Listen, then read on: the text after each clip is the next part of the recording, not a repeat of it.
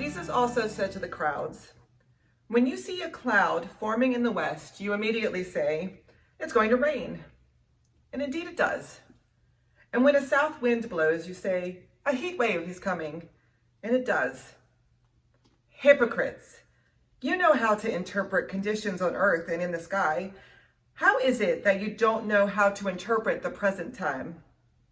And why don't you judge for yourself what is right? As you are going to court with your accuser, make your best effort to reach a settlement along the way. Otherwise, your accuser might bring you before the judge, and the judge hand you over to the officer, and the officer throw you into prison. I tell you, you won't get out of there until you pay the very last cent."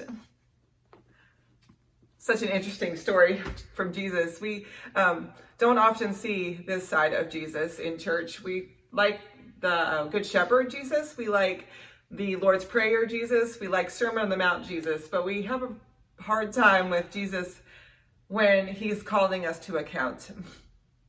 Occasionally, Jesus does this. He does this with Peter. He does it with James and John. He does it with people on the hillside, but he does it most of all with the Pharisees, the people who are religious authorities, who should know better. He says to them in this story that you know how to read the signs. He says, you know the weather. Farmers know the weather, right? They know all the signs. The wind picks up, it starts to get cold, the leaves turn over, it's going to rain. Or a red sky at night, sailor's delight, right? We know how to read signs. And yet when it comes to God and what God is doing, we often choose not to read the signs or not to even look for them. It's easier to be hypocrites, to keep our blinders on and to keep going in the direction that we want to go in, the path that we've chosen to take. It's so much easier to not try to find God in the midst of those things, because when we do,